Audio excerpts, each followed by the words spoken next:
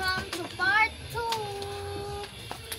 Istoryahan ako ang mga roles diri sa atong eskwelahan. Yes, ma'am. Ang pinakauna na roles na ho, no bullying, no bastos law, o daghan pa dayon. Kana bitang magkuanta na magkuanta kanang imong suportaan magingana din. Unsay gisugo imong kumanon. Like in example, nay moagi maestra mo ana ba good morning o dili? Good morning. Okay, very good. So daghan pa ko grows. Dili sa nako tiwason karon kay para magsugod na ta kay hapit na ang atong gituan. Kasugod mo sila klase dito sa Pikas, kita diri wala pa ta kasugod bisag pagprastar sa mga bangko.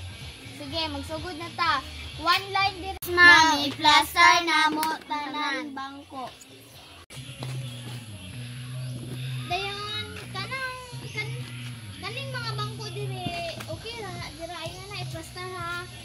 Kana lang mga kanilang mga Facebook diri.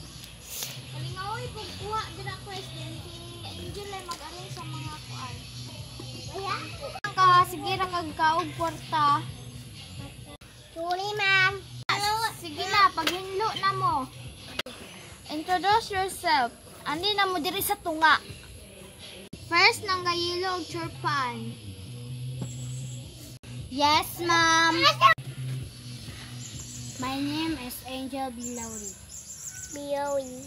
My age is 10 years old. Okay, sit down. Thank you. Nadala proket. First nang nakat pula og t-shirt. Good morning, teacher. Good morning, classmate. My name is Priscia De Lagos. I live in Gata Elementary School. My age is 10 years old. Okay, sit down. Ipaila-ila na to ang atong guard diri sa classroom.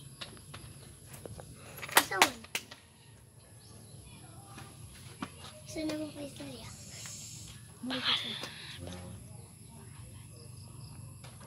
My name is Lagarera. My age is 8 years old. Spirit eh, you know?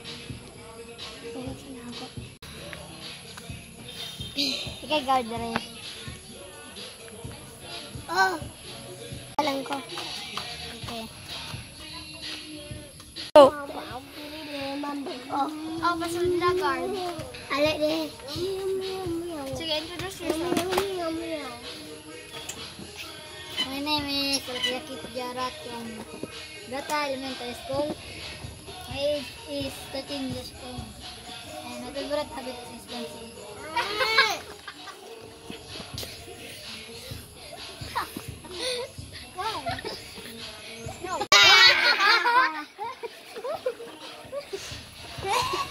See you to part 3. Bye-bye. Ito na tayo. No, makulog na. Like, share, and subscribe.